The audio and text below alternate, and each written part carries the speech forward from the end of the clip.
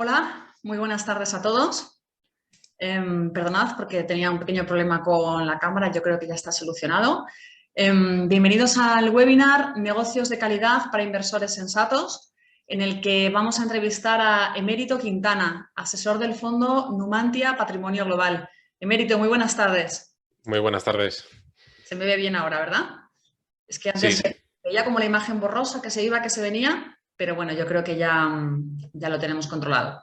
Bueno, pues nada, simplemente comentaros como siempre que este es un webinar que se enmarca dentro de la escuela MyInvestor, concretamente dentro del ciclo Aprende con las gestoras, en el que entrevistamos pues, a gestores estrella y también a representantes de las principales gestoras nacionales e internacionales para que nos ayuden un poco a aclarar los principales conceptos relacionados con el mundo de la inversión y de la educación financiera. Y también para que nos ayuden a conocer un poco mejor pues, el fondo que gestionan, ¿no? Añadiros también que la presentación consta de una entrevista, en este caso a Emérito, y después de la entrevista abrimos un turno de preguntas a los asistentes. Podréis ir dejando vuestras preguntas en el chat. No hace falta que esperéis al final, si queréis podéis irlas dejando a lo largo de la presentación, que una vez termine la entrevista, pues ya las iremos leyendo en voz alta y os iremos dando respuesta.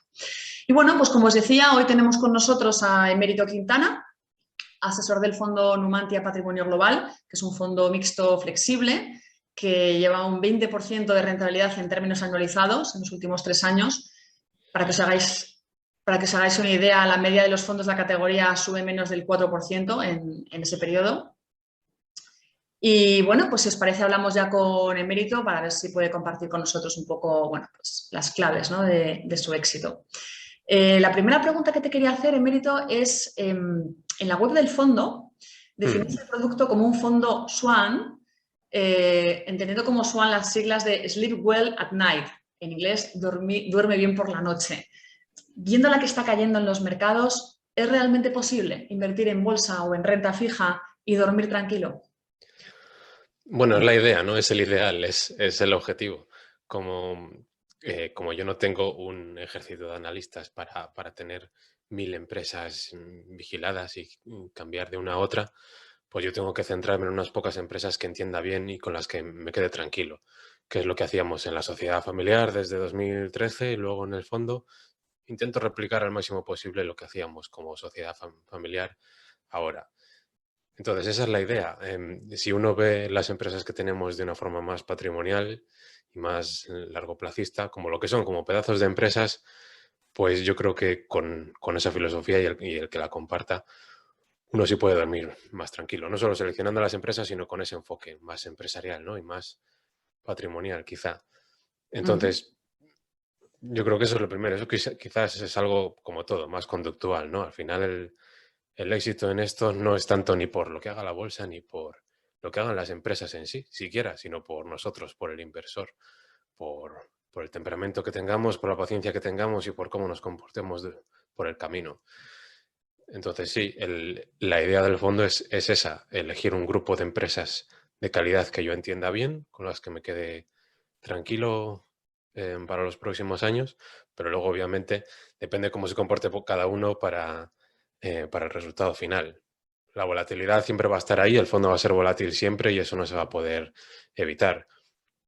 Porque además decías que sí, el fondo es mixto flexible, pero al final casi siempre tenemos todo renta variable. Lo que pasa es que yo quería tener la libertad en un momento en el que viese oportunidades en renta fija, poder tener el porcentaje que quiera de renta fija, no tener un límite en un momento en el Establecido que en no la creo que... política de inversión Mm.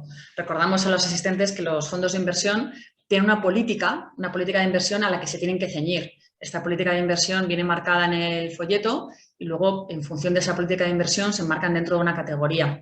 Pueden ser de renta variable, de renta fija, mixtos, etcétera. Entonces, estas pautas determinan la capacidad del gestor a la hora de invertir, porque se tiene que ceñir a esta política de inversión y a esta categoría que consta en el folleto. También para que luego los partícipes que quieran invertir en el fondo sepan a qué atenerse. Cuando ven un folleto, si el fondo les gusta, pues sepan que el gestor va a ir por ahí, ¿no? Por donde consta en el folleto que debe ir. Pero bueno, pues en el caso de Mérito, pues ha intentado un poco enmarcarse dentro de una filosofía un poquito más amplia, más flexible, para tener esa cintura, ¿verdad? Para poder elegir en un momento dado las oportunidades allá donde se encuentren, ¿no? Eso es como yo espero que estemos muchos años, que exista durante décadas el fondo, esperemos. Yo no quería verme en una situación en el futuro en la que vea oportunidades en renta fija para conseguir el objetivo del fondo, que es eso, preservar y hacer crecer el patrimonio y tener que tener un 75% mínimo en renta variable, como tienen muchos fondos. Entonces, quería esa flexibilidad. Te meten en la categoría de mixto flexible y luego igual está 98% renta variable, pero yo quería tener libertad para el futuro. Pero el objetivo es ese, preservar, proteger el patrimonio familiar y cada vez el de más gente que comulgue con la filosofía o que le encaje en mi criterio y conseguir pues ese, yo siempre digo a muy largo plazo, entre 8 y 10 y 12% anual compuesto con empresas en las que me quede tranquilo, pues, pues me gusta. Obviamente aumentando el poder adquisitivo, ¿no? Porque si la inflación luego a largo plazo es más alta, pues tienes que conseguir un extra por arriesgarte. Ujú. Pero esa es un poco la idea, que si veo eso claro en empresas de calidad, me es suficiente y, y no me voy a arriesgar muchísimo por intentar pasar del 15 o llegar al 20%, aunque es verdad que en los últimos 3 años ha sido un 20% anual, ¿no? Y desde el 2013 pues es casi triplicar ese patrimonio familiar inicial, pues no es muy sostenible a largo plazo. Creo que en los últimos 5 años pues está en un 12% anual compuesto, que es el primero, ¿no? de la gestora, ya está a punto de cumplir 5 años y está el primero de entre los fondos de la gestora en rentabilidad anual y está pues dentro del objetivo eso. Ujú. Bueno, y como decíamos al principio de la presentación,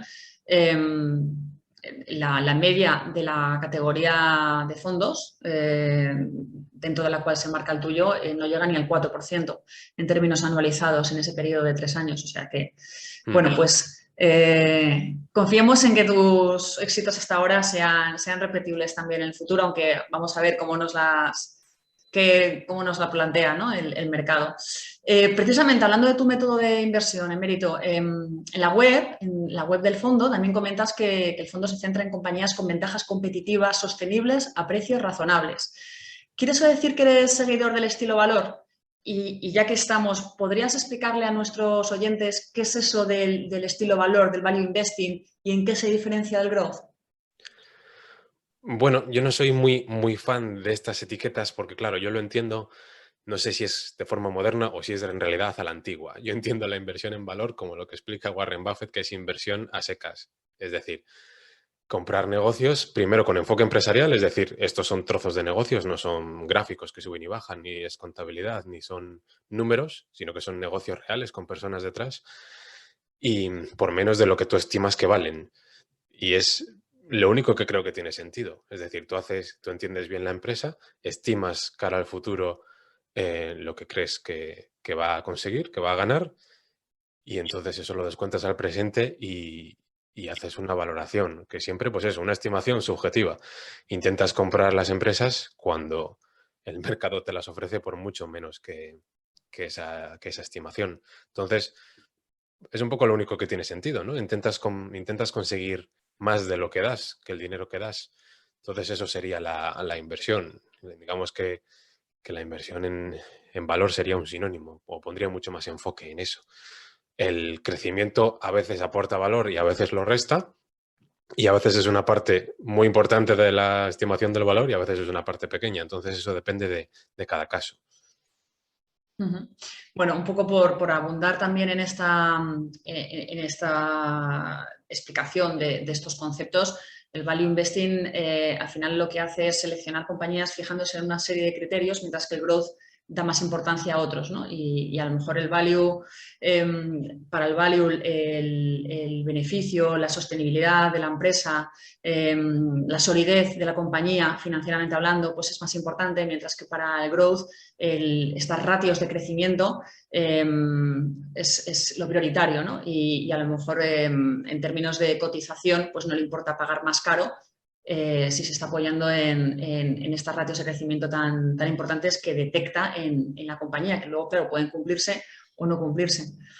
Sí, pero vamos, que o sea, tiene su peligro. O sea, yo no creo que se pueda encajar muy bien el fondo con etiquetas más cuantitativas, porque yo no me fijo en ellas, pero tiene su peligro quizá ese enfoque cuantitativo de la inversión en valor o la inversión en valor mal entendida, simplemente como múltiplos quizá, como ratios de la contabilidad reciente, que no suele tener mucho sentido, salvo en casos muy concretos, pues eso, de empresas ya muy maduras que creas que no vayan a cambiar en el futuro. Pero el peligro es el vanagloriarse de no hacer estimaciones, ¿no? Que hacen muchos inversores en valor, de bueno, no, esto lo compro a X veces beneficios y yo no estimo el futuro. Y eso quiere decir que no estás valorando. O sea, lo decía hace poco en una entrevista a Aswath de Damodaran, que valorar es hacer estimaciones del futuro, hacer supuestos con mayor o menor acierto, ¿no? Siempre te vas a equivocar, nunca va a ser exactamente el futuro como lo estimas, pero el trabajo de valoración es estimar el futuro. No puedes jactarte de no hacer estimaciones. Entonces, ese es un poco el peligro, el confundir contabilidad con valoración o confundir múltiplos bajos con cosas baratas. Entonces, eso ya a nivel empresarial y a largo plazo se difumina cada vez más. Y lo importante es lo que hablabas, ventajas competitivas sostenibles, apellido sostenible es muy importante, las personas que haya detrás, gestores honestos, inteligentes, y valoraciones, sí, pues razonables, obviamente, porque no todo precio vale, ¿no? Y no todo precio tiene sentido. Ujú. Pues concretamente los inversores en valor, los seguidores del Value Investing, ellos consideran que el contexto actual supone una oportunidad histórica a la hora de encontrar oportunidades de inversión, ¿no? Bueno, pues con todas estas turbulencias que están viviendo los mercados, las caídas que hemos visto en lo que va de año. ¿Tú también crees que vivimos un momento único, un contexto idóneo para encontrar oportunidades? ¿O tienes tus dudas al respecto? Bueno, siempre es difícil de decir, ¿no? Al final cada momento es único y van apareciendo cosas nuevas y siempre es diferente, siempre. El decir que es una oportunidad única, pues siempre se sabe a posteriori, ¿no? Pues como en marzo de 2020, cuando todos estábamos con una incertidumbre altísima, no se sabía lo que iba a pasar. Luego a posteriori se vio que fue una buena oportunidad, pero no se podía saber con antelación, ¿no? Yo ahora mismo estoy contento porque sí que veo, habiendo hecho los deberes en las empresas y teniendo unas valoraciones bastante claras, que, que hay muy buenos precios tanto en empresas más físicas, ¿no? Tenemos inmobiliarias, infraestructuras, royalties de gas natural, cosas más terrenales quizás, pero luego en el lado de las empresas mal llamadas tecnológicas quizá, pues hay oportunidades más claras. Mal llamadas digo porque, no sé, Google o Facebook yo lo veo como agencias de publicidad y la publicidad ha existido siempre, ¿no?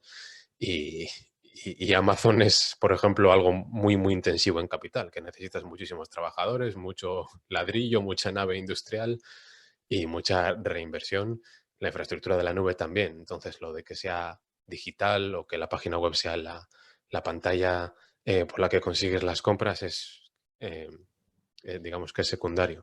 Entonces, todos esos negocios que se llaman tecnológicos, no, Amazon, Facebook, yo creo que las valoraciones son muy buenas, pero luego te encuentras de todo. Las aseguradoras también en valoraciones muy interesantes, que casi es un sector olvidado, pero que a mí me parece muy interesante. Cosas en infraestructuras, en inmuebles interesantes, que a veces se meten en el mismo saco, pero es muy distinto. Por ejemplo, con las subidas de los tipos de interés, pues los inmuebles, la valoración de los inmuebles, ¿no? Parece que sufre, pero si sube mucho la inflación, pues los alquileres suben y eso compensa. Pero no es lo mismo inmuebles ya construidos que desarrollos futuros. O sea, soy como muy selectivo. No es que me centre en un sector concreto que crea que le vaya a ir bien o mal.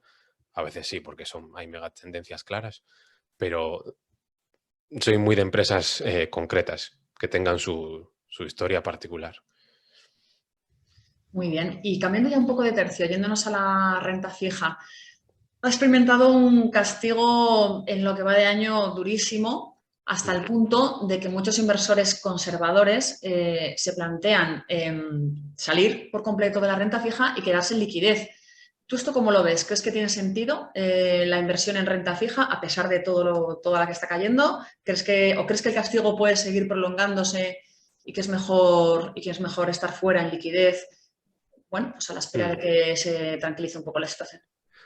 Bueno, yo creo que puede tener sentido como la renta variable dependiendo del precio. Está claro que en la renta fija, a igualdad de circunstancias, tienes más seguridad, ¿no? En la prelación de deudas y de activos. Entonces, suele tender a ser más seguro. Lo que ocurre es que en los últimos años, pues por las acciones de los bancos centrales, los precios eran absurdos. Tan absurdos que llegabas a rentabilidades nominales negativas, ¿no? A tires negativas. Entonces, durante estos años no tenía sentido invertir por ejemplo, en deuda pública europea a largo plazo. Yo trabajé de 2015 a 2020 5 años en una aseguradora de vida y teníamos pues renta variable, renta fija, inmuebles, efectivo, incluso algo de oro físico. Y durante esos años no tenía sentido seguir comprando bonos del Estado español a 30 años. Entonces lo que hacíamos era pues comprar renta variable de calidad, ¿no? De empresas que sean casi sustitutos de bonos, que también tenían su peligro porque como los tipos son muy bajos, todo el mundo busca eso, ¿no? Todo el mundo busca las Nestlé de turno que te sirvan como bonos, entonces a ciertas valoraciones también empieza a no tener sentido y tienes que buscar empresas de calidad menos obvias, pero eso era lo que hacíamos, buscar y ser muy selectivos, ¿no? Como ir por ahí con un candil, decía mi jefe Huerta de Soto, buscando oportunidades de empresas de calidad para sustituir a la renta fija. Entonces, en el fondo, pues tampoco teníamos renta fija. En algunos momentos he encontrado bonos convertibles o acciones preferentes interesantes que te daban protección, pero que te daban una rentabilidad esperada entre el 8 y el 12%, que es lo que buscamos. Pues cosas así se podían picotear, pero deuda más segura a largo plazo no le veía ningún sentido, entonces lo evitábamos. No le veía ningún sentido ni siquiera por lo que dicen a veces de diversificar, ¿no? Esto está descorrelacionado y entonces pues ponemos un 30% en renta fija por diversificar, por tener de todo, porque no sabes lo que va a pasar en el futuro. Es que no tiene ningún sentido, o sea, tires nominales negativas ni para diversificar ni para nada, o sea, vas a perder en términos nominales, en reales aún más. Entonces, mejor el efectivo, ¿no? Para eso. Ujú. Entonces, si van subiendo los tipos de interés y empieza a haber esas cosas eh, de, de bonos que lleguen a ser interesantes a la rentabilidad esperada nuestra, podrían empezar a aparecer. O bonos convertibles, no lo descarto. Bonos de la más alta calidad todavía no. Todavía prefiero nuestras empresas de calidad.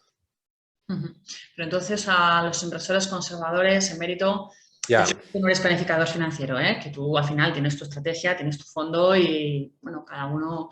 Pero en general, ¿qué claves, qué consejos le puedes dar? ¿Qué crees que puede hacer? a ver, Porque, yo creo que ha sido un toque de atención, de que con la renta fija también se puede perder poder adquisitivo, dependiendo del precio, que la renta fija no es fija, ¿no? Sino que varía de precio, que, que a veces la liquidez, si no se sabe qué hacer, es importante. Si tú eres un inversor conservador y no tienes claro invertir en renta fija, en variable, no inviertas forzado porque no hay alternativa, ¿no? Eh, dices, vale, pues igual el banco a las empresas les empezaba a cobrar dinero, intereses, porque el tipo del Banco Central Europeo era negativo. A los fondos también nos ha estado cobrando tipos negativos por la liquidez, pero, pero no por eso te tienes que ver forzado a invertir en lo que no entiendes o en lo que no ves claro. Entonces ahí yo creo que los inversores conservadores han tenido que tener más paciencia que de costumbre. Pero, pero si no te pueden pasar estas cosas, que cae el valor de la renta fija casi como la renta variable, porque inviertes a muy largo plazo para intentar conseguir la rentabilidad donde no la tenías. Entonces, has sacrificado esa seguridad que tú buscas o ese conservadurismo por riesgo, por más plazo o por más riesgo.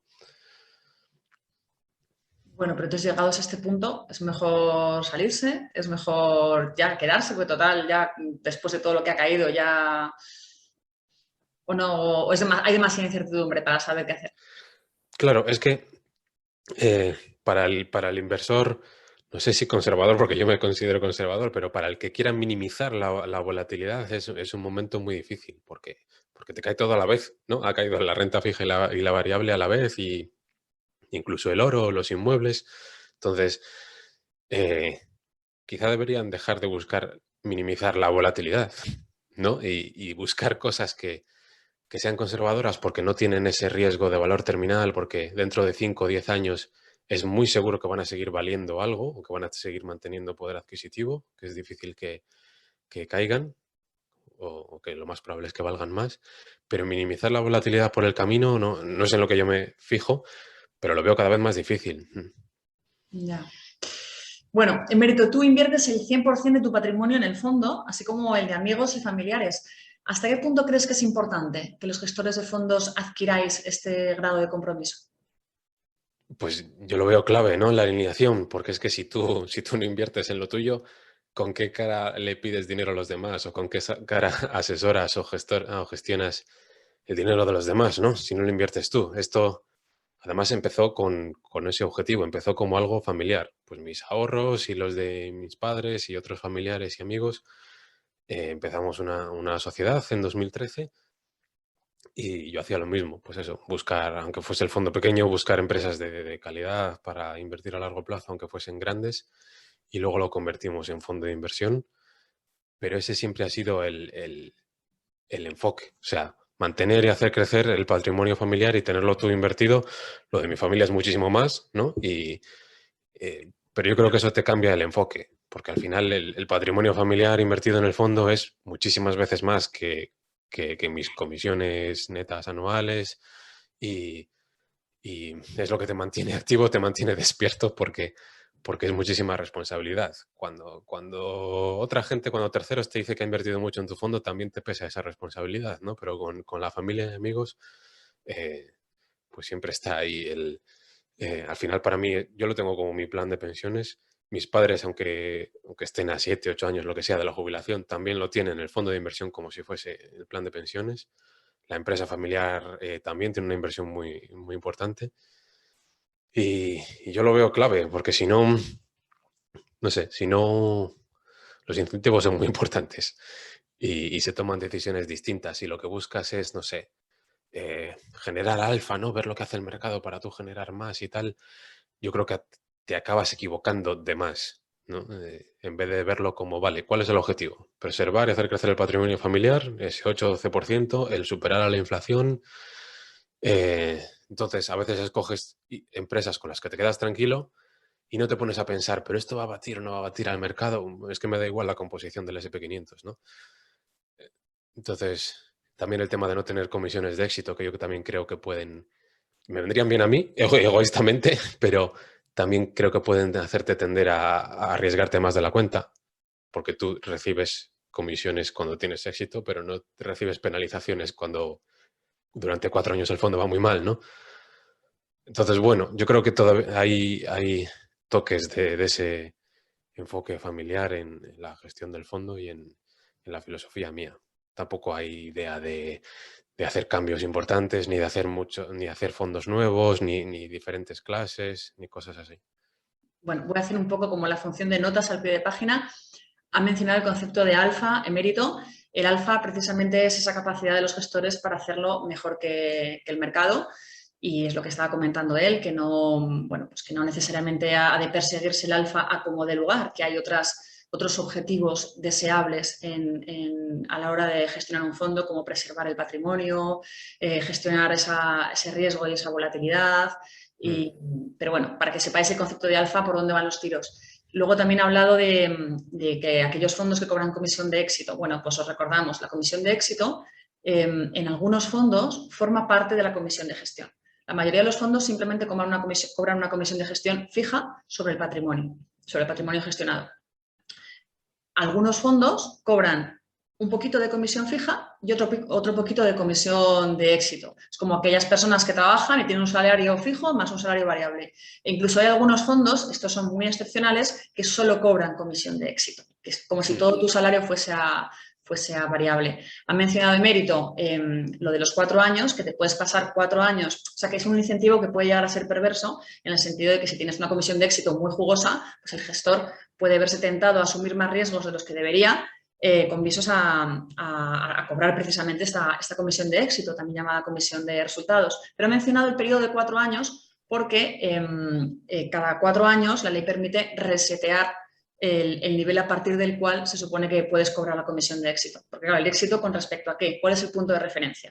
Bueno, pues hay un punto de referencia en el valor liquidativo del fondo que se llama marca de agua y si no bates tus propios máximos, si no bates esta marca de agua, no puedes cobrar la comisión de éxito. Pero cada 4 años puedes resetear. De ahí el comentario de...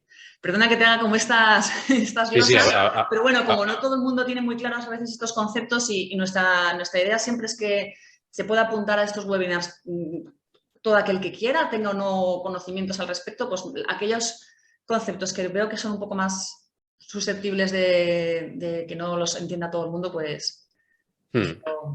Sí, a veces son 3 años la marca de agua, ¿no? Cómo se va moviendo la referencia pasada del fondo para contar que ha habido rentabilidad positiva y llevarte esa comisión de éxito. Y suena bien porque parece que están los incentivos aún más alineados, ¿no? Que tener tu patrimonio o el de tu familia en el fondo. Pero bueno, yo siempre he sido algo crítico por eso, porque me parece poco transparente, ¿no? No es fácil a veces ver sumada la comisión en el TER o en los costes totales y puede incentivar a mayor riesgo y bueno, yo creo que es que lo mejor era no tenerla también por simplicidad. Aunque ya te digo que a mí me vendría bien, ¿no? Porque de las comisiones de éxito normalmente el asesor se lleva un porcentaje muy alto y de las comisiones fijas no, porque está la gestora, están los intermediarios, están las oficinas, eh, entonces suele ser una parte pequeña de la comisión de gestión. Y la comisión de éxito pues suele ser casi todo para el asesor. Pero aún así, o sea, siempre he tenido mis críticas y mis preocupaciones, pero bueno. Bueno, te voy a plantear ahora otra pregunta que a lo mejor es un poco polémica, pero seguro que vas a salir perfectamente de Me ella. gustan las polémicas, sí.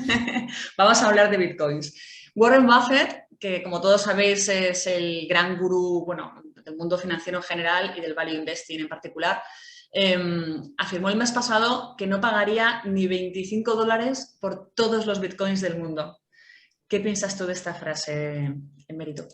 Sí, yo de Warren Buffett le admiro muchísimo, obviamente. Pero, hombre, puedes no estar de acuerdo en alguna cosa que diga, ¿eh? Se le puede admirar y aún así... Sí, pero o sea, a mí me da igual lo que digan inversores importantes, incluso los que yo más admiro, de las inversiones que tengo, ¿no? Porque al final no te puedes sesgar eso.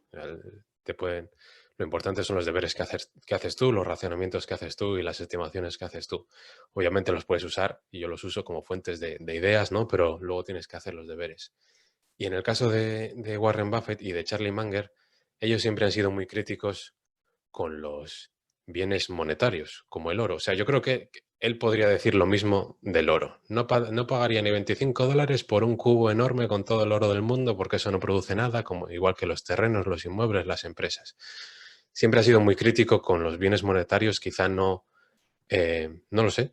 Históricamente ellos estudian y leen mucho sobre historia, sobre todo Charlie Munger, y me sorprende que no aprecien lo suficiente esos bienes que han servido como medio de transferencia de riqueza, ¿no? Desde los collares, las joyas, o las monedas de oro en su día y Bitcoin ahora, que yo creo que puede convertirse en eso.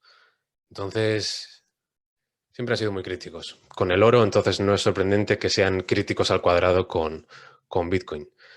Pero yo lo veo de forma distinta. En realidad lo veo eso como un reflejo de la realidad histórica de la demanda de las personas a un medio de transferencia de riqueza en el que no haya confianza involucrada, que tenga mínimos costes de mantenimiento, que no tenga dilución por inflación, ¿no? Una serie de características que los seres humanos hemos valorado a lo largo de la historia y que eso se ha transformado en demanda monetaria de oro y de otros bienes y en el que yo creo que Bitcoin destaca.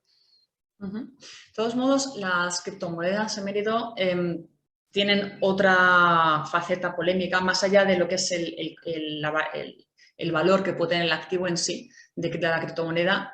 Luego está la otra derivada, que es el hecho de que tenga tantos inversores retail invirtiendo en ellas sin saber realmente en qué están invirtiendo, ¿no? Sin saber cuáles son los drivers que pueden hacer que aquello se revalorice en el futuro, sino, bueno, un poco, de hecho, incluso muchos inversores muy expertos confiesan que no entienden las criptomonedas, no saben qué es lo que van a hacer y si eso dicen los expertos, pues imagínate todos aquellos inversores particulares que están un poco dentro de este mercado que es muy volátil, llevados un poco por la moda, ¿no? Pero sin saber realmente en qué están invirtiendo.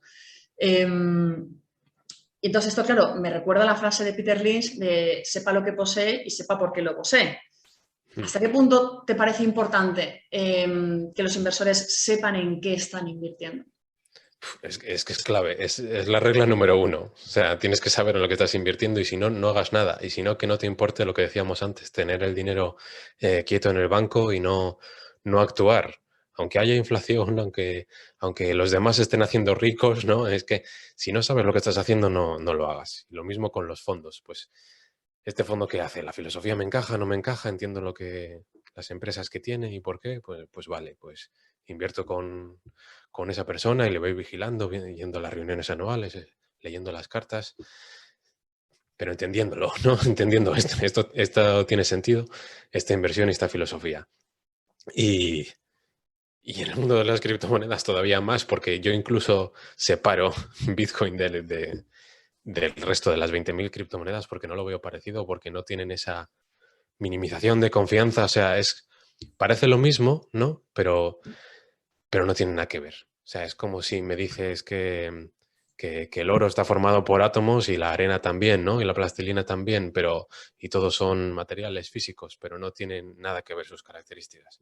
Entonces, Bitcoin tiene una realidad de seguridad y de minimización de confianza y que lo asimila al oro, lo asimila más a una materia prima, pero mucho mejor, con mejores características monetarias. Y luego hay un montón de experimentos que parece que tienen características similares, pero que son más similares a empresas, a startups, porque se pueden cambiar. O sea, si ves Bitcoin como una política monetaria inmutable, el resto de la política monetaria del resto de tokens es mutable, es muy mutable si alguien le da, ¿no? Pues si alguien quiere aumentar la cantidad de monedas que hay detrás, es muy fácil, porque suele haber una fundación detrás, un grupo de personas detrás, o es distinto, o lo han preminado o lo que sea. Entonces, si Bitcoin es difícil de entender, muy difícil de entender, porque tienes que leer mucho sobre historia y sobre economía y sobre redes distribuidas y sobre muchas cosas muy complicadas que es difícil combinar y que alguien estudie de todo, pues del resto de experimentos muchísimo menos. O sea, el resto es mucho más arriesgado. O sea, Bitcoin es volátil, ¿por qué? Porque todavía es muy joven, está muy pronto en esa fase de monetización y todavía falta muchísima gente que reconozca y que se dé cuenta de sus cualidades. Y eso es un tiempo largo de prueba y error y de resistencia a la censura y de resistencia a un montón de desafíos que tendrá que ir superando. Y ahí es donde se separará, ¿no? Lo que es Bitcoin y lo que es el resto de cosas. Pero es pronto y entonces es volátil porque la gente se está dando cuenta de eso. Y lo que tú decías, que como hay mucho inversor retail invertido en ello, son los que marcan el precio, ¿no? Son los inversores en el margen que son los que hacen subir y bajar el precio como si Bitcoin fuese el Nasdaq. Porque si nos fijamos, por ejemplo, en las estadísticas de la red, el 65% de las monedas no se han movido en el último año o en más, que es una estadística que está en máximos. Es decir, que no hay especulación, hay muchísima convicción detrás como inversión a largo plazo, para atesorarlo y para no moverlo. Entonces la gente de mayor convicción está ahí, pero el que está poniendo el precio es el último, ¿no? Están los compradores y vendedores marginales que están poniendo el precio como si fuese una inversión en el Nasdaq. Pero eso con el paso de los años, pues irá modificando. se irá separando, irán cambiando las correlaciones y yo lo veo más ahora pues como un seguro. Yo duermo más tranquilo, a pesar de la volatilidad, con Bitcoin en cartera que sin ello.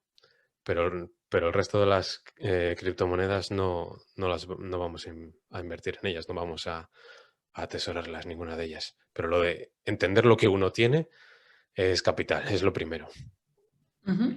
Bueno, pues yendo en esta idea, ¿no? De que hay que entender lo que uno hace y en lo que uno invierte, claro, los inversores españoles pues parten de un hándicap muy importante y es que el nivel de educación financiera, bueno, pues se sitúa por debajo de la media, ¿no? Si lo comparamos con otros países de nuestro entorno.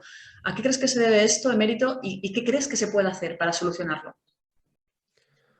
Sí, estamos bastante mal en ese sentido y cada vez se hacen más cosas y cada vez hay más información, más educación, más webinars como este, ¿no? O aplicaciones como vosotros o gente como Value School o cada vez hay más posibilidades para acceder a la educación financiera. Pero en España sí tenemos un hándicap, no sé si es por nuestra historia, creo que explicaba una vez en un vídeo, ¿no? Que tenemos ese problema de la peseta, ¿no? De la altísima inflación, la manipulación de la peseta que nos hizo movernos hacia el ladrillo casi en automático. Entonces, mm, históricamente el euro es muy reciente y tampoco tenemos en el imaginario colectivo esa idea de divisa estable. Casi siempre huíamos al ladrillo por no tener pesetas. Y, y tampoco hemos sido históricamente muy ricos, ¿no? Tampoco es que tengamos esa historia de dinastías familiares, de empresarialidad, de creatividad, de, mm, pues eso, de acumulación de capital, de patrimonio, que es más americano, ¿no? Quizá nosotros vamos más tarde, entonces estamos todavía en esa fase con nuestros abuelos y padres acabamos de salir de la pobreza y no sé, despilfarramos en tonterías, en parecer ricos para que no se piensen que no somos pobres, ¿no? Unas playeras de 600 euros. O sea, quizá no tenemos todavía esa filosofía, ¿no? Porque no se vayan a pensar. No lo sé, se me ocurre, ¿no? Que quizá tenemos esa envidia, esa picaresca, mm, ese chip de la peseta. Entonces todavía no se desarrollan mucho los mercados financieros y la admiración por los empresarios. Se me ocurre. Ujú. Bueno, y entonces para solucionarlo, emérito, Sí, algún libro, vamos a solucionar lo tuyo aquí en un momento. No sé para si hay algún libro que solucionarlo. puedas recomendar a nuestros oyentes, algún libro así que tú veas que es de un nivel divulgativo un poco accesible, ¿no? A todos los públicos o alguna iniciativa o algo para que la gente que tenga interés, ¿no? Y además muchas veces en los webinars nos conecta gente que las preguntas que nos hacen en el chat es, tengo X dinero y quiero invertirlo y no sé por dónde empezar, o sea, no sé por dónde empezar. ¿Tienes alguna idea, alguna pista que les puedas dar para que empiecen a construir poquito a Sí, al poquito su... final lo primero es tomar responsabilidad, ¿no? Porque es algo personal el aprender. Y empezar muy poco a poco con lo que hablábamos antes, lo que entendamos bien. Porque la gente que tiene su trabajo y se ha especializado en algo y va consiguiendo un ahorro, normalmente tiene un conocimiento de algún sector en concreto, del suyo. Entonces es más probable que él sepa más de ese sector que incluso un gestor de fondos desde su despacho. Entonces, si se empieza, que se empiece por ahí y que se empiece con cosas que él vea que tenga sentido y, y centrándose mucho en los incentivos, porque España está muy bancarizada, ¿no? Y tenemos el chip en la cabeza de que el director del banco es un asesor. El director del banco hace su trabajo, que es ser comercial de productos del banco, que no tiene nada de malo, ¿no? Pero no es lo mismo, o sea, no tienen por qué ser sus intereses los mismos que los tuyos. No sé, en un contrato de seguro de vida, a ti no te interesa morir y a la aseguradora tampoco. Entonces ahí, bueno, tienen los incentivos alineados. Alguien que tenga todo su patrimonio en una inversión, si tú inviertes con él, pues estáis en el mismo barco, puede salir bien o puede salir mal, ¿no? Pero se va a dejar la piel en mantener su valor, ¿no? El ojo del amo engorda al caballo. Entonces, eso es lo primero, fijarse en los incentivos, salirse un poco quizás de esa red de bancos, irse más a gestoras independientes o a fondos de autor que entiendan bien lo que hacen. Y luego, a nivel educativo, no sé, ahora solo me viene a la cabeza Value School, no sé por qué, pero porque estoy viendo su lista de libros recomendados que creo que están bastante bien, desde lo más, desde iniciación hasta lo más avanzado. Tienen incluso libros para niños, tengo alguno por aquí en la biblioteca, de una colección que se llama Value Kids, para enseñar a los niños lo más básico, que es el ahorro o qué es la inflación, por ejemplo, o qué es el dinero. Ujú. Y al final muchos adultos se olvidan también que solo hay dos caminos. Vivir por encima de mis posibilidades gastando más de lo que gano y aumentar la deuda hacia el futuro y comérmelo luego y tener que apretarme el cinturón luego, o vivir por menos o por mucho menos de mis posibilidades, de lo que gano, e ir mejorando a cara al futuro. Y no tiene solo que ver con invertir en renta variable. Puede tratarse de invertir en uno mismo o en educación, pero para invertir en educación, para mejorar un puesto de trabajo o para cambiar de puesto de trabajo, tienes que ahorrar, tienes que haber consumido menos de lo que ganaste en su momento. Entonces, hay dos caminos, o menos o más de lo que ganas. Entonces, yo creo que eso también es conductual, ¿no? Quizás hasta de valores personales que te han podido enseñar o no, pero que se pueden aprender. Ujú. Bueno, simplemente añadir a lo que tú comentas que efectivamente Value School es bueno, tienen todo un programa de actividades divulgativas que son muy interesantes desde el punto de vista de educación financiera, que os animamos a que participéis de los contenidos que ellos proporcionan. También hay material divulgativo en los supervisores, que esto no sé si todo el mundo lo sabe, la CNMV tiene varios manuales y folletos muy bien redactados en el sentido divulgativo, me refiero, que igual hay como ciertas reticencias en el sentido de va a ser muy técnico, no lo voy a entender, no, pues han creado material con un propósito muy divulgativo y te explican pues qué es un fondo de inversión, qué es un ETF, diversos conceptos desde una perspectiva muy, muy amena y muy divulgativa. Y desde También sí, perdón. perdona, y desde hace muchos años además, porque yo me acuerdo, incluso en 2005, 2006, que igual querías aprender lo más básico de qué es un fondo de inversión, quién es la gestora, quién es el depositario, quién es el asesor, y te lo explicaban pues como con Legos, ¿no? Y con clics de Playmobil, de forma muy clara en presentaciones limpias, sencillas, o sea, que nadie lo que tú dices, que nadie se asuste por ir a la CNMV a ver una presentación de qué es un fondo de inversión o cómo funciona un mercado en concreto, porque lo explican de forma sencilla. Explica muy bien. También hablaba de supervisores en plural porque también el Banco de España tiene material, o sea, en su página web pues hay el portal del cliente bancario y puedes encontrar también muchos de los conceptos relacionados ya no con el mundo de la inversión, pero sí con otros aspectos financieros que también tocan el bolsillo de los españoles, pues como las hipotecas, los depósitos, las cuentas, pues tienen material Mm. divulgativo al respecto, explican muy bien y además advierten mucho, mira, ten cuidado con esto, ten cuidado o sea, velan porque haya buenas prácticas en los bancos, pero también velan porque el propio cliente, bueno, pues sepa un poco qué es lo que tiene que mirar, ¿no? Antes de contratar una hipoteca, antes de abrirse una cuenta, o sea, también nos invitamos un poco a buscar esta información en tanto en CNMV como en Banco de España, incluso la Dirección General de Seguros tiene también un apéndice de su página web, también tiene una guía para el cliente, que eso viene muy bien pues, para los partícipes de planes de pensiones, que ya sabéis que entran bajo el paraguas de la Dirección General de Seguros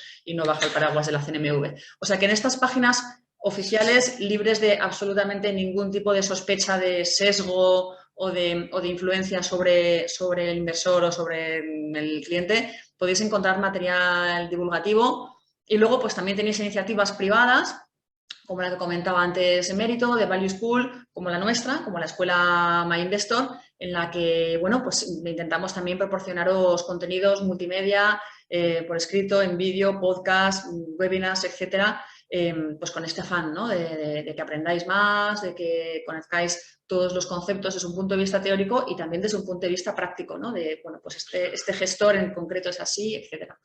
Pero Sí, bueno, lo sobre todo. importante es tomar un poco las riendas, ¿no? de la vida financiera de cada uno y yo siempre digo además que incluso aunque tengas un asesor del que te fíes, o sea, que no hace falta renunciar a tener un asesor financiero. Tú puedes tener un asesor financiero si quieres, pero aún así es bueno que tengas unos cuantos conocimientos para que ya tu relación con tu asesor financiero sea otra y ya, bueno, pues todo aquello que él te proponga o te plantee, pues ya no sea una cuestión de cesión absoluta de responsabilidades, sino que tú ya tengas un criterio que puedas filtrar, ¿no? No, y que hay también empresas de asesoramiento financiero, ¿no? EAFIS, ahora se llaman EAFs, que no es como la mía unipersonal, que solo asesoro a Renta 4 y no puedo hacer recomendaciones a la gente, sino que hacen recomendaciones a particulares, les llevan la cartera y son más independientes. Lo que pasa es que la gente, pues eso, no ha cambiado el chip de pagar por el asesoramiento. Y es más, pues lo que me diga el del banco. Entonces hay que superar eso.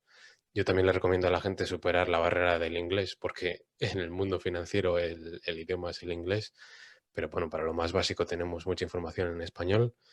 Y en la DGS, sí, yo he tenido que tratar con ellos mucho en la aseguradora esos 5 años trabajando, desde luego, y ahora porque Numantia también está en formato plan de pensiones y son ellos los que regulan. Y que no se olvide tampoco la gente de esa parte, de los seguros de ahorro, de los seguros de vida, que en un momento dado puede ser más, más importante, ¿no? Que el empezar a ahorrar, es el tener ese primer colchón o el que el cabeza de familia em, tenga unos ingresos importantes y el resto de la familia no, tenga mucha gente dependiente de él y necesite un seguro de vida eh, para para esa parte de la vida más laboral, ¿no? O seguros que pueden ser más complicados, pero que están hechos también a medida para que cuando el riesgo es que el que gana el dinero se muere, pues eso sea lo importante, ¿no? Y que la familia tenga un capital si ocurre algo. Y luego, conforme llega la edad de jubilación, el riesgo es vivir, ¿no? Muchos años, ¿no? Que se vaya convirtiendo esa parte de riesgo en esa parte de ahorro para tener una parte por lo menos garantizada y luego ya empezar a pensar en invertir en otras cosas. Pero que no se olvide la gente de estudiar el tema de los seguros, que suele ser más complicado, ¿no? Pero que es importante también para una familia. Bueno, el título que le poníamos al webinar de hoy en Mérito es Negocios de calidad para inversores sensatos. Esto de inversores sensatos, como sabes, lo he cogido de tu página web, de la página web del fondo, porque se menciona en varias ocasiones, ¿no? El concepto de sensatez a la hora de invertir. ¿Cuáles son las claves para ser un inversor sensato? Bueno, yo creo que tiene que ver con la racionalidad, ¿no? Y con la ecuanimidad, un poco con el temperamento y con... Sí, o sea, no solo con el temperamento de paciencia, de largoplacismo, de tranquilidad, de calma, sino que tiene que ver más esa parte sensata con la información que consumes y con cómo la tratas, con no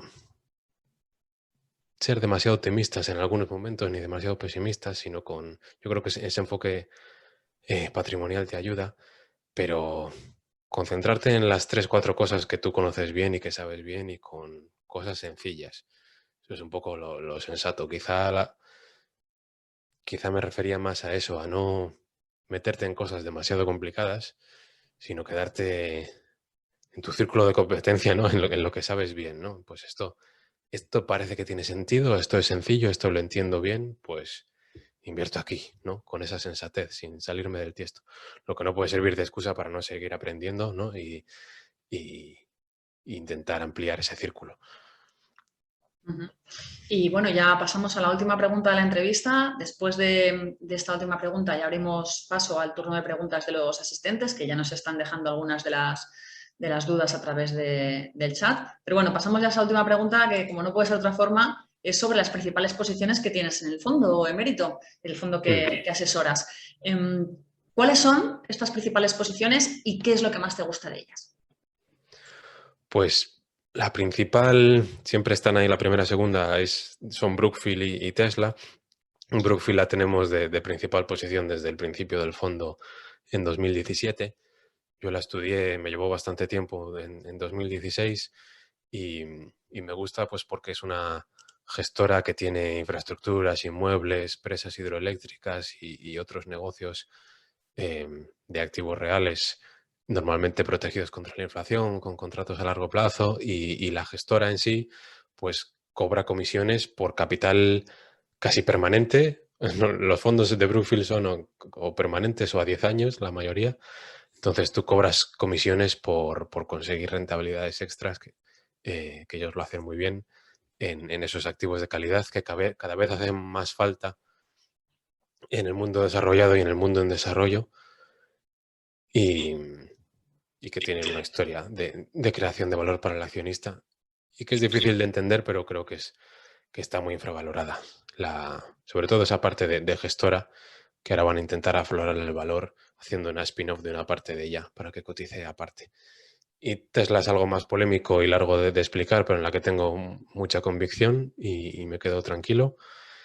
Y luego tenemos Howard Hughes, que son desarrollos inmobiliarios. Tenemos bastante empresas en el top 10 de desarrollos inmobiliarios. Howard Hughes tiene pues décadas por delante para ir vendiendo terrenos y desarrollando comercios. Tenemos dos empresas que en el top 10 que tienen sobre todo inmuebles en Washington DC. Una es JBG Smith, que se centra en la parte donde va a construir Amazon su segunda sede y va a crecer bastante la zona.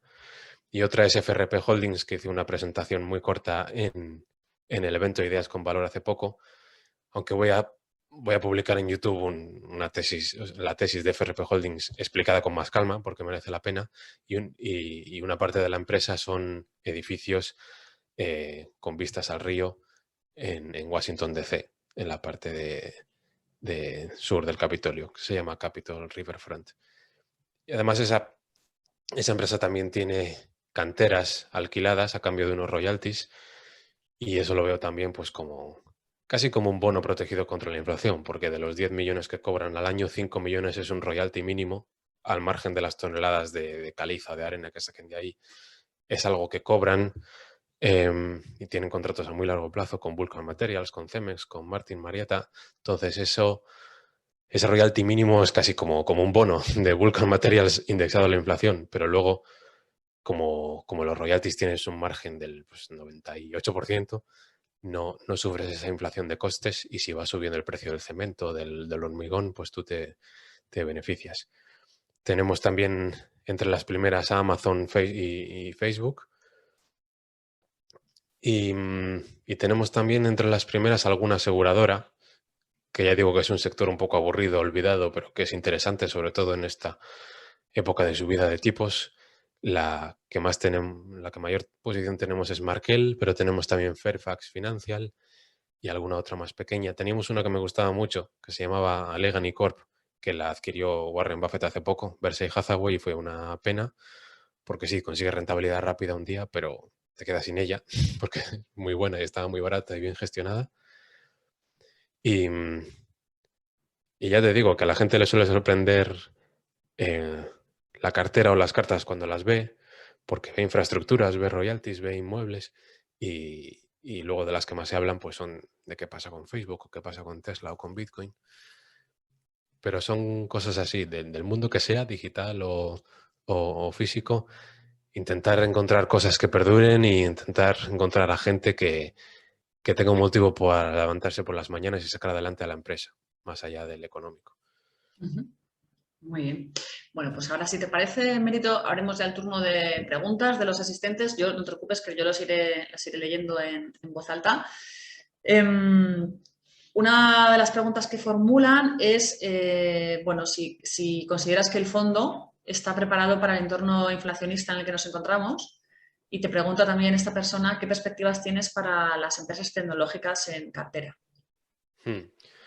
Está muy sesgado desde hace tiempo a la inflación. Quizá tengo yo el chip por mi formación económica o lo que sea, de desconfianza de las monedas fiduciarias, de los bancos centrales y está bastante sesgado a la protección contra la inflación.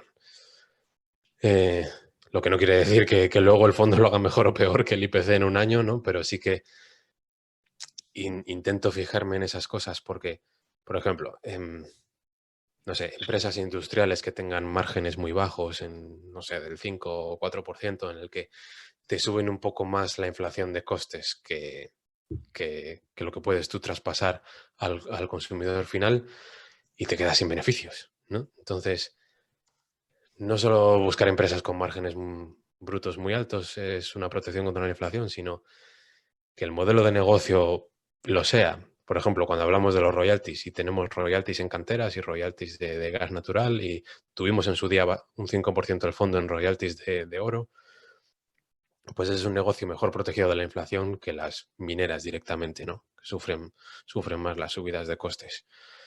Eh, Hay mucho activo real también, lo que hablábamos de las infraestructuras y de los inmuebles. Muchos de ellos tienen, por ejemplo, la parte de infraestructuras de Brookfield. El 70% de los contratos están protegidos contra la inflación o están indexados a algún tipo de medición del IPC, aunque sea imperfecta. Mm, Luego el tema de tener muchos activos durmientes que todavía no se han puesto a producir, pues también nos protege. Por ejemplo, se me ocurre una empresa que tenemos que se llama Sanjou. La mayoría son terrenos todavía sin construir, ¿no? Van construyendo casas en los terrenos, pero hay 90, 100 años por delante para construir, entonces todavía tienes muchísimo terreno de activo durmiente sin explotar. Eso también pasaba mucho en las de royalties de oro. Y luego también me fijo en empresas que tengan poder sobre el precio, que pueda subir el precio un 10%, o lo que sea la inflación, y que no sufras una caída de ventas. Y eso es difícil de conseguir. Pero, por ejemplo, las empresas tecnológicas, yo creo que es importante que la facturación por empleado sea muy alta. Es importante los márgenes que tienen. Y es importante que puedan subir, por ejemplo, el precio de los anuncios, ¿no? Obviamente son cíclicas porque la publicidad lo es, pero a largo plazo yo creo que sí que tienen poder sobre el precio. Otra de las preguntas que te hacen es sobre Carlytics. Hmm. Pregunta a la persona si puedes comentar un poquito la tesis de inversión que tienes con esta compañía, que si consideras que es tu posición más especulativa. Y te preguntan también, bueno, parece ser que, la verdad es que no sigo a esta compañía, que subió mucho, ¿no? Después de todo el tema del COVID y aún así la mantuviste en cartera. Te comenta esta persona interesada en esta compañía, bueno, pues un poco por qué decidiste no hacer caja en ese momento y un poco pues cuál es la razón por la que la mantienes, ¿no? ¿Cuáles son tus perspectivas? Sí, es una empresa en la que tenemos un porcentaje pequeño, pero que está ahí y seguirá ahí. Lo que le ocurre no es que sea de las más especulativas.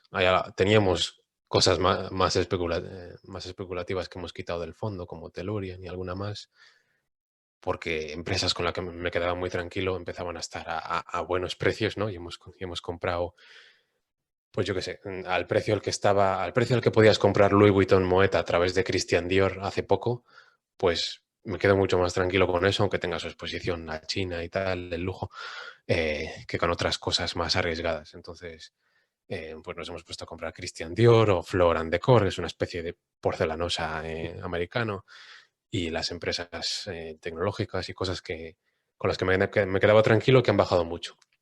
Apolo y cosas así. Entonces, las más especulativas quizás las quité. Y esta no es que sea especulativa, sino que está en una fase de su ciclo de vida mm, muy inicial, ¿no? Está en la fase joven. Y entonces yo creo que ha caído bastante porque ahora mismo es importante que las empresas generen dinero, generen caja y no necesiten de los mercados de capitales para seguir funcionando, ¿no? Porque si suben los tipos de interés o se seca la financiación, pues por muy buena que sea tu idea, igual estás en el mundo de las startups, ¿no?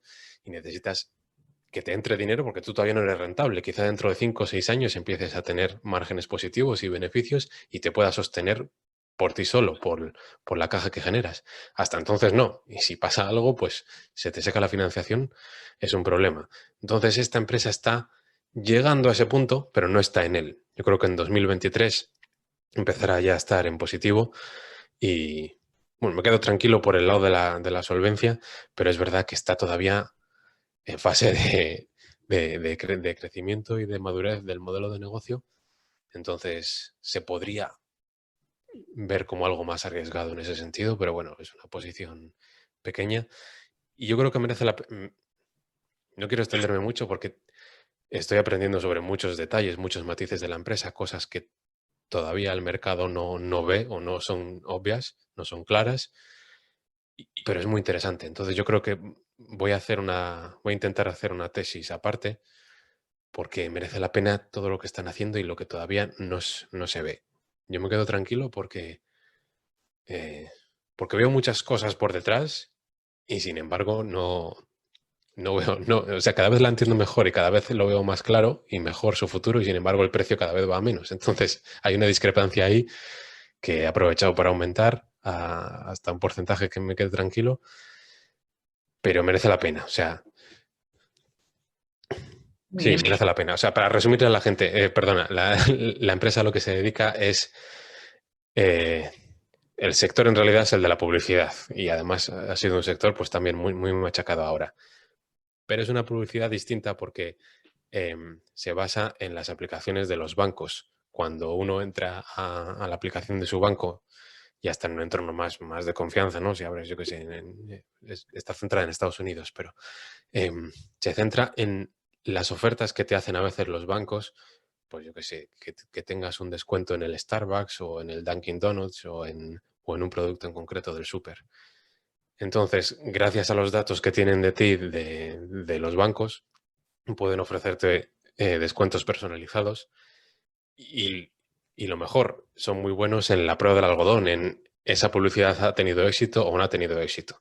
Es decir, tú pasabas todos los días por el Dunkin' Donuts de camino al trabajo eh, y tenías un Starbucks cerca, te han conseguido enseñar publicidad, ¿no? Porque eres público objetivo. ¿Has cambiado tus hábitos y ahora te paras en el Starbucks? ¿Sí o no? Y eso lo sabe el banco porque compras ahí. Entonces es una forma muy eficaz de medir la rentabilidad sobre la inversión en publicidad. Pero están también trabajando con neobancos y haciendo ofertas a nivel ya de producto, no de la tienda en concreto, y, y haciendo cosas muy interesantes. Pero digamos que su motor publicitario está mejorando y los bancos y otras empresas se están dando cuenta em, de que es interesante, tanto para los bancos como para los publicistas, pero le queda camino por delante. En realidad, a la valoración actual es como si cada usuario simplemente se descontase que va a hacer, que va a coger un cupón, una oferta de nada, de $10 al año.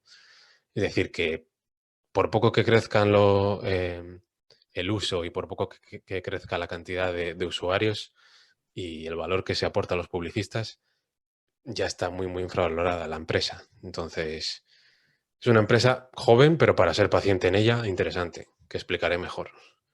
Ujú. Bueno, yéndonos ahora a las comisiones del fondo emérito. Actualmente la comisión de gestión es del 1,5. Hmm. Vale.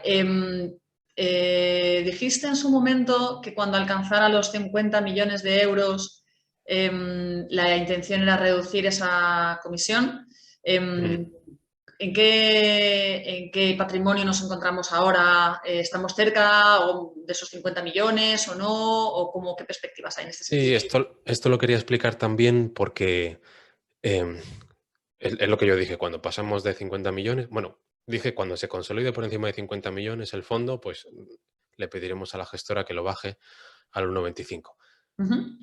El fondo cuando era pequeño empezábamos con una comisión del 2%, que además, bueno, los primeros meses es curioso porque ni ese 2% daba para lo mínimo que requiere la gestora de costes. Entonces yo me estaba endeudando con Renta 4 mes a mes hasta que pasó del 1.200.000 o así. Y luego empezó a ser más sostenible y cuando fue creciendo el fondo lo bajamos al 1,75 y luego al 1,5, que es donde está ahora. Y entonces yo le dije a Renta 4 que recomendaba bajar la comisión del fondo y del plan de pensiones al 1,25, porque yo quiero que la cartera y la comisión del fondo y del plan sean siempre las mismas, ¿no? Por coherencia y por simplicidad. Entonces, en las anteriores ocasiones no ha habido ningún problema y en esta ocasión están tardando más, están siendo más reticentes porque yo creo que el cuello de botella está siendo el plan de pensiones. Y, a ver, yo les entiendo, porque yo al final, gracias a Renta 4, me puedo centrar en analizar empresas, ¿no? Y ellos al final, pues, se comen todos los problemas y el trato con la gente y tal y cual. Crearon el plan de pensiones hace poco, que es complicado y tiene más costes, y ahora mismo el fondo tendrá unos 59, 60 millones y el plan de pensiones 5 millones, o 5 o 400, algo así. Entonces, cuando les recomendé esto, por el lado del fondo, con estas caídas estaban un poco de, bueno, sí, dices tú que más de 50, pero a poco que caigamos un 10, 15% más, ya baja de 50. Pero eso no es lo importante. Lo importante que me decían es que el plan de pensiones es todavía muy pequeño para poner el 1,25 y asumir unos costes más grandes que el fondo y los intermediarios y tal y cual. Entonces, yo estoy intentando, hablando con oficinas y demás, pues que ellos, yo no puedo recomendar, ¿no? Pero que ellos le den más visibilidad al plan de pensiones para que crezca y que no sea el cuello de botella y que bajen al 1,25 los dos vehículos. Si pasa más tiempo y no ocurre, pues les diría, oye, pues bajad solo la del fondo, si os parece bien, porque es que nos está haciendo el plan de pensiones de cuello de botella y me interesa la coherencia y la simplicidad, pero vamos a bajar el fondo solo. Entonces, en esas estamos. Está tardando más tiempo del que me gustaría, porque lo que yo decía, también el patrimonio familiar es muy grande y siempre está bien una bajada de comisiones. Además, es que para el fondo, yo había conseguido después pues a veces con el tema de los intermediarios, de las oficinas y tal, ¿no? Pues hay un toma y daca, hay un poco de lío. Y yo con esta bajada había conseguido una especie de pacto de caballeros de, oye, mira, bajamos al 95 y el esfuerzo es de ambas partes y se queda así pacífico, ¿no? Eh, aunque no es el reparto que yo pensaba en un principio, pero bueno, digamos que se iba a quedar la cosa ya más pacífica con todo a largo plazo, con la gestora, con las oficinas y con todo. Y, y se está retrasando por esto. Pero yo creo que es cuestión de tiempo. Es cuestión de tiempo que baje la comisión al 95 y, y se quede la cosa ya mucho más tranquila, mucho más barata, en un punto en el que ya es más importante hacerlo bien o hacerlo mal, ¿no? Que un 0,25 adicional. Pero la gente que sea muy sensible a esto, existe, que yo creo que hay gente que no lo sabe, existe una, no es una oferta, ¿no? Es una forma de trabajar que tienen en Zona Value que parte de la retrocesión la devuelven. Entonces, la gente que entra por ahí, en vez del 1,50, creo que ya tiene el 1,28% de comisión de gestión anual. Y luego si te haces miembro Gold o algo así que ya cuesta dinero, baja al 1,14, pero lo de siempre, o sea, no sé muy bien cómo funciona y que la gente me diga su experiencia, pero eso ya supongo que saldrá a cuenta a partir de más dinero, ¿no? Porque si te cuesta hacerte Y miembro... también es posible, no sé cómo es, pero también es posible que estemos hablando de una clase limpia. Hay un tipo de clases en los fondos que No, son... no, Sí, porque solo hay una clase del fondo. Lo que pasa es que ellos te devuelven en tu cuenta parte de lo que ellos sí, cobran. pero aunque sea una clase, aunque sea la misma clase del fondo, a lo que yo me refiero es que al final normalmente las entidades funcionan o vendiendo fondos que dejan retrocesión, que incluso hay entidades, como es el caso de MyInvestor, que vende fondos que dejan retrocesión y fondos que no le dejan ninguna.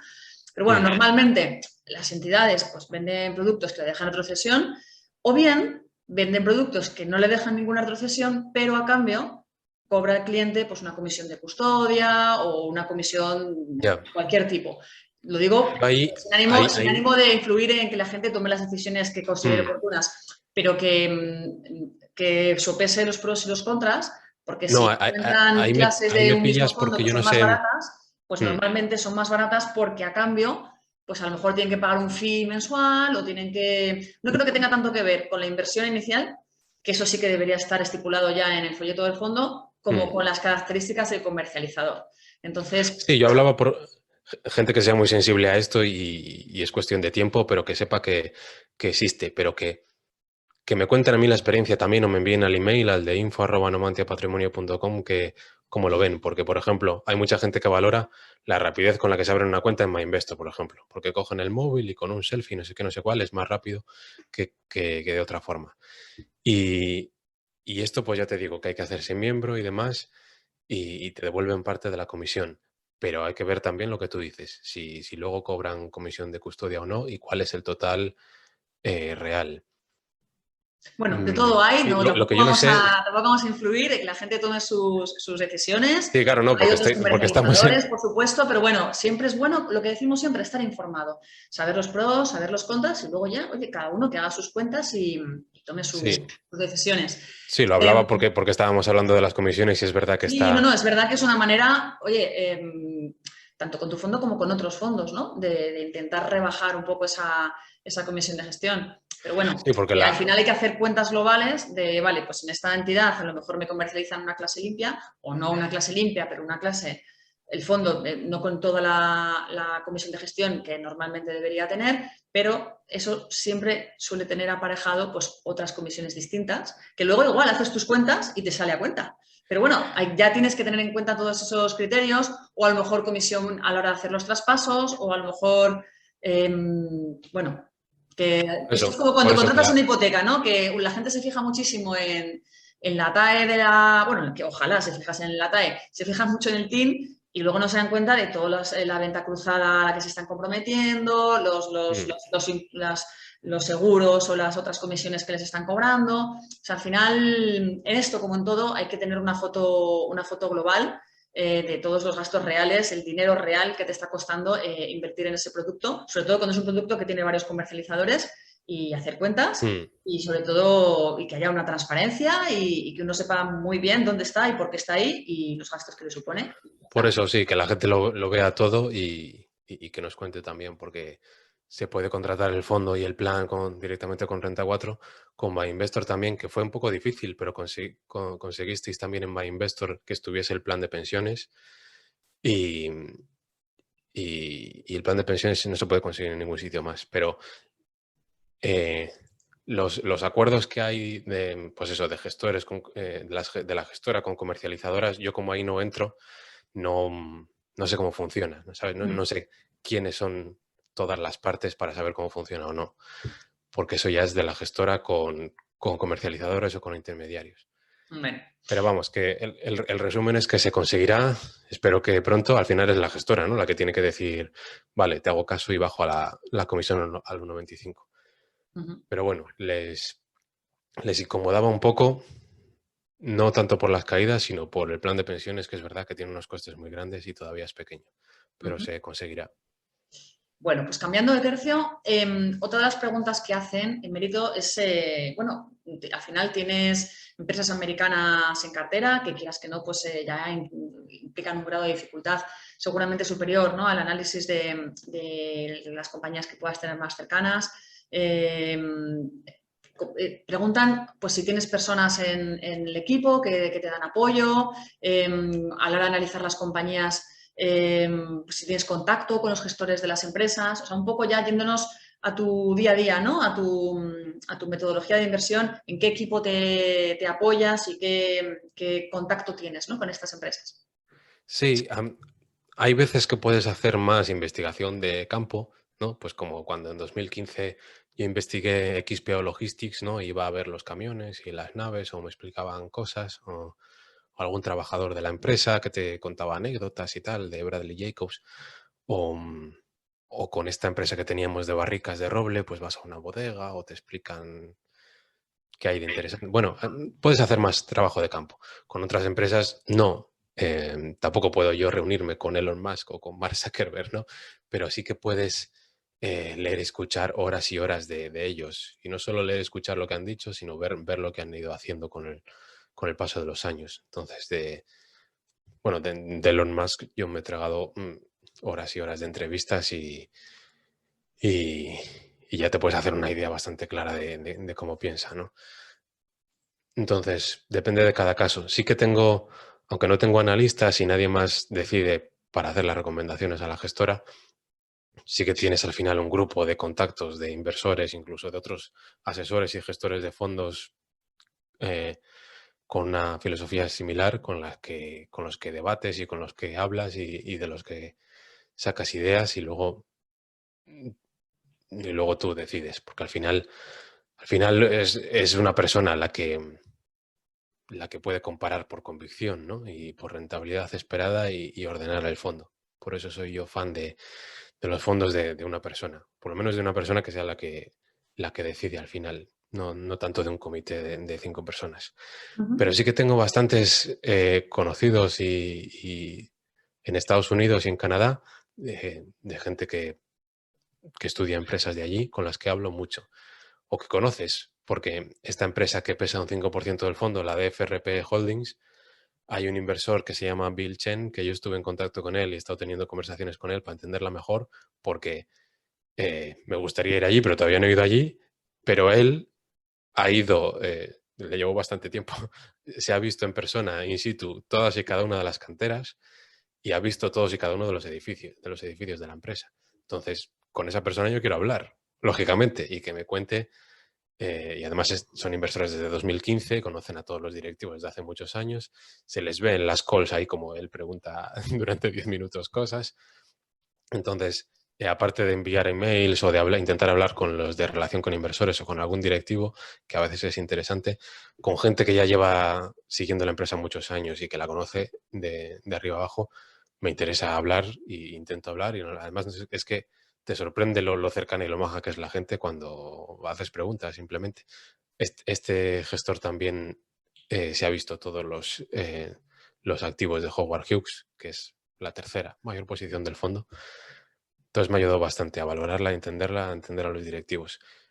Pero sí, al final tienes una red de contactos y no tienes por qué siempre conocer a los directivos. Hay gente que tampoco le gusta porque dicen es que me van a sesgar porque son buenos vendedores, ¿no? Y tienen mucha labia. A mí eso no me importa mucho porque a veces el ver si una persona tiene carisma también te puede dar buena señal de que va a conseguir atraer a mucha gente, atraer talento en una misión concreta. Entonces, sí, te pueden sesgar, ¿no? Y pueden decirte lo que quieres escuchar, mm, pero si sabes aislarte de eso, no tienes por qué mirar la contabilidad y pasar siempre de los directivos, porque la cultura de la empresa y las personas que hay detrás son importantes. Ujú. ¿Cuántas compañías tienes en cartera, Emérito? ¿Y cuál es el porcentaje de liquidez? Porque eso también nos lo están preguntando. El porcentaje de liquidez y un poco los planes que tienes para ese porcentaje de Sí, liquidez. ahora hay 29 o 28 o 29. Creo que 29 empresas y las 10 primeras suelen ser medio fondo, la mitad. O sea que suele haber entre 25 y 30 empresas. A veces hemos llegado a 35 si hay muchas oportunidades que no destacan entre ellas, pero normalmente me gusta tener menos. Y sí, 28, 29.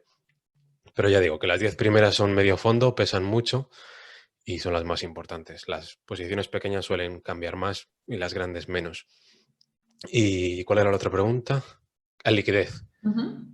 Estamos al 96, 97% camino del 98. O sea, lo que es de esperar es que yo tienda a estar siempre invertido. Por filosofía, por tendencia al optimismo. Si yo lo veo claro y tengo un grupo de empresas que me gustan, no voy a intentar hacer market timing. Vale. Es que aprovecho porque estas otras preguntas que nos hacen, bueno, con respecto a esto que comentábamos al principio de la presentación, que a lo mejor alguien se ha conectado tarde y o no lo ha entendido bien, el fondo, si yo te he entendido bien a ti, Emérito, es un fondo que se encuadra dentro de la categoría de mixto flexible, pero que tu propósito no es andar jugando con el asset allocation en función de tus diferentes perspectivas para las distintas clases de activos, ¿no? Sino que tiene una vocación quizá como más de renta variable, pero no, lo que no quieres es cerrarte las puertas a Eso es. invertir en renta fija. Y si en un momento dado encuentras muchas oportunidades en renta fija, pues tener siempre esa posibilidad abierta sin tener que estar cambiando la política de inversión, que al final es un corsé, ¿no? Que constriñe siempre al gestor y que si ve oportunidades, pues claro, no se ve limitado por ellas, ¿no? Porque a priori tu foco, ¿no? Donde tú encuentras más oportunidades hoy por hoy en general suele ser en bolsa, ¿no? Sí, y a veces es que encuentro cosas interesantes en acciones preferentes que te lo cuentan como renta fija, empieza a sumarte como renta fija y que ya empiezas a ver un 8, 9, 10% de TIR, ¿no? De rentabilidad anualizada esperada. Entonces, y si siguen subiendo los tipos de interés, pues igual aparecen más de esas. O bonos convertibles que hemos tenido en su momento, bonos convertibles que, que son interesantes. Entonces, lo que tú dices, que sí que tenemos esa vocación patrimonial de tener un grupo de empresas de renta variable que entendamos bien, pero que no me gustaría cerrarme la puerta en la estructura de las empresas para invertir en renta fija. Sí. Ujú. Otra pregunta que hacen, que además me parece muy interesante, Emérito, porque desde el punto de vista divulgativo creo que es un tema que conviene aclarar. Como al final el propósito de este webinar es fundamentalmente educativo, no solamente darte a conocer a ti y a tu fondo y que la gente entienda un poco lo que haces, sino también ayudar, ¿no? Para afianzar algunos conceptos del mundo de la inversión. Pregunta un oyente sobre la acción de Amazon y el split. Sí. Y pregunta si, si crees que es una buena oportunidad comprar ahora precisamente a raíz de ese split. Me gustaría, al margen de que respondas a esta pregunta de cómo ves a Amazon, que aclaremos un poco qué es un split y cómo el valor de una compañía no cambia a pesar de que se haya realizado el split, que es una cuestión casi, ¿cómo explicarlo? Que no afecta al valor de la compañía, vamos, que es más, te afecta en el sentido de que te baja la barrera mínima de inversión, pero ya, Hmm. no dota de liquidez a la compañía y poco más. ¿Podrías hacernos un poco de profe y contarnos qué es un split y luego ya aplicado a Amazon, cuáles son tus perspectivas?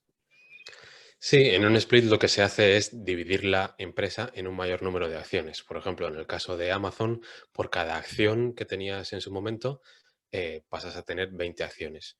Pero obviamente, de lo que estamos hablando, de Amazon, de la empresa, no cambia, ¿no? Entonces su valor también se reduce en 20 veces su cotización. Entonces es como si uno tuviese una pizza dividida en 4 porciones, que son el número de acciones, y de repente la dividiésemos en 8 porciones. Pues se ha multiplicado por 2 el número de trozos o el número de acciones, pero la pizza es la pizza, ¿no? Entonces es lo que ocurre. Aumenta por 20 el número de acciones, se divide por 20 la cotización. Ha pasado hoy en Amazon, pasará dentro de unos meses, no se sabe cuándo con Tesla, no se sabe si 1 a 10 o 1 a 20. Y, y a veces sí que hay un poco de especulación antes o después de los splits, pero es lo que tú dices, un split no crea valor eh, por sí mismo. También hay contra splits, ¿no? Tenemos de cada 10 acciones, ahora solo tienes una, sería al revés, reducir el número de trozos. Normalmente, ¿por qué se hace esto? Se hace porque una acción individual en términos de dólares empieza a ser demasiado cara y entonces no es fácil en cuanto a la compensación de los empleados hacer bien las divisiones, ¿no? Esto en Tesla es muy claro. Tesla tiene un programa de, de compensación a los empleados en el que pueden comprar más baratas las acciones con parte del sueldo. Entonces, si uno hacía la cuenta del sueldo medio a cuánto cotizaba Tesla y o sea, a veces ese porcentaje de la compensación no llegaba a una sola acción o no era fácilmente divisible. Entonces, cuando llega a ese punto, pues Tesla hace un split. Normalmente es por eso, porque es más fácil la compensación en acciones para los empleados. Pero simplemente la cotización se ajusta. Ujú. Pero es verdad que se produce este efecto psicológico con el que yo creo que las empresas cuentan un poco también en mérito, que parece como que la acción está más barata. Ojo al concepto de barato, ¿no? No Mm. están más baratas. O sea, el precio es más bajo que el que era antes, pero porque hay más acciones en circulación. Yéndonos al símil de mérito de la pizza, pues si tuviéramos que pagar por cada una de esas porciones de pizza, pues a lo mejor ahora pagamos la mitad por una porción de pizza, pero porque tenemos el doble de porciones. O sea, en realidad el trozo de pizza que nos estamos comprando ahora con un precio más bajo es más pequeño. Por eso tiene un precio más bajo. Entonces, existe esta tendencia psicológica de pensar, bueno, como el precio es más bajo, es una oportunidad, ¿no? Porque tenemos este chip. Hay que tener en cuenta que el mundo de las emociones y los sesgos cognitivos y, por supuesto, emocionales influyen muchísimo a la hora de invertir. Y tenemos este Sí, chip de, bueno, pues como el precio ahora es más pequeñito, es que está más, es como que me lo han puesto en oferta, ¿no? Y en realidad es una cosa absolutamente cuantitativa, se multiplica por X el número de acciones y se divide en la misma proporción el precio por acción, pero el valor de la empresa sigue siendo exactamente el mismo y si es o no es una oportunidad de inversión no depende de que haya hecho un split, porque, hombre, a menos que el precio de la acción inicial fuera tan elevado que estuviese por encima de tus posibilidades y no quisieras invertir por los 500 euros o lo que fuera que cotizaba, ¿no? Pero normalmente, pues las ventajas que pueda reportar la empresa, el hecho de estar dotada de más liquidez, no es una razón suficiente Claro, para...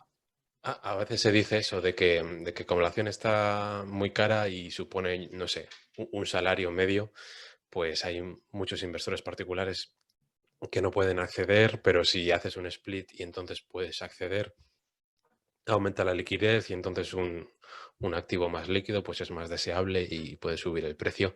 En empresas tan grandes, no creo que ocurra eso, ¿no? De que porque sea más líquida con inversores minoristas suba mucho el precio.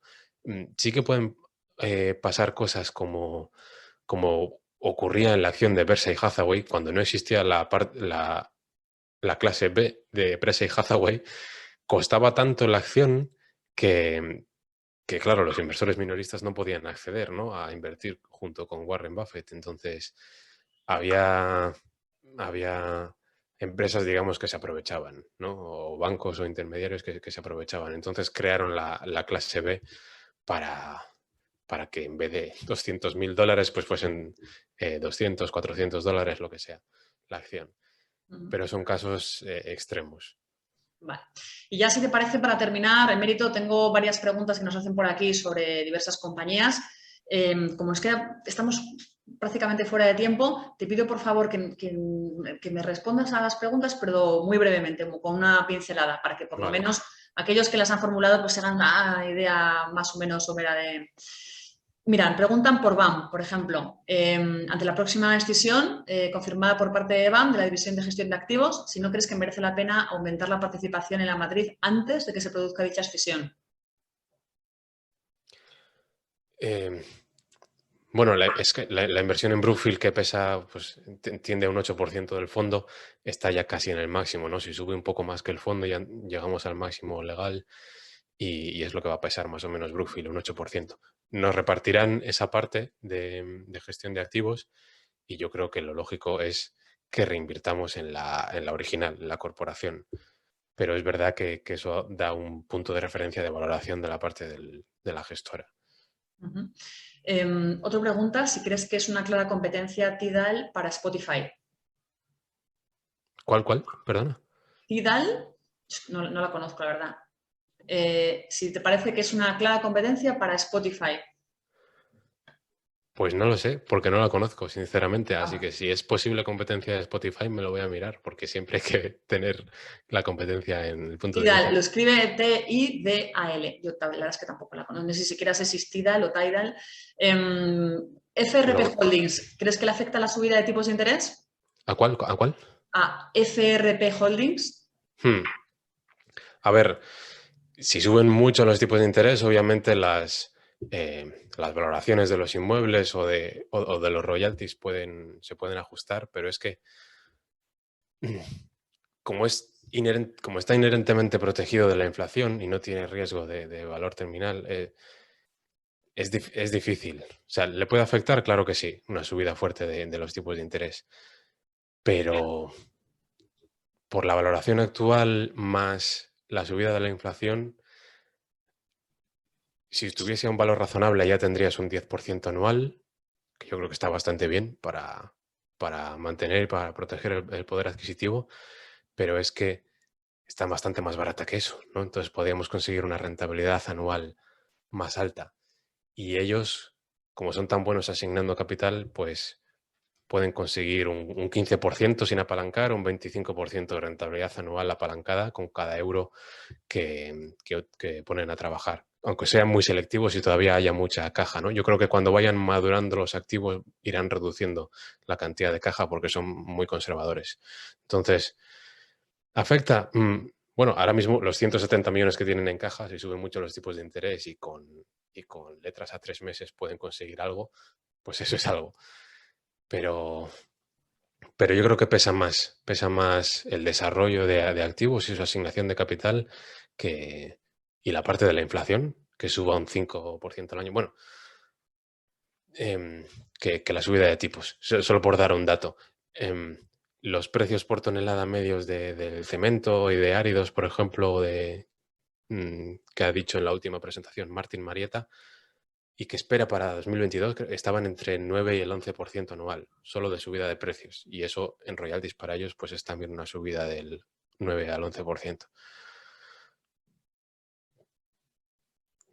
sea que yo me quedo tranquilo por ese lado con FRP Holdings. Perfecto. Bueno, pues ya con esto terminamos. Ahora sí que ya estamos absolutamente fuera de tiempo. Emérito Quintana, asesor del Fondo Numantia Patrimonio Global, muchísimas gracias por estar hoy con nosotros. Muchas gracias a vosotros. Y gracias también a todos los asistentes por participar de este webinar. Os recordamos que la grabación del webinar de hoy va a estar disponible a partir de mañana en el blog de MyInvestor, que se llama MyBlog. Ahí podréis encontrar tanto la grabación del webinar como el podcast con el audio. También podréis encontrar otros webinars que hemos hecho y todo tipo de contenidos multimedia, podcast, vídeos, post, etcétera, relacionados con la educación financiera, incluso un consultorio al que os animamos a escribir si tenéis dudas en materia de educación financiera. También podéis contactar con nosotros a través de redes sociales, seguramente también Emérito os abre sus puertas, tiene su email en la página web del fondo, así que seguro que si se os han quedado preguntas en el tintero o se os ocurren más adelante o si se os están ocurriendo ahora al ver la grabación del vídeo, seguro que se las podéis formular a él. Y bueno, pues lo dicho, muchísimas gracias por acompañarnos y que paséis una buena tarde. Muchas gracias.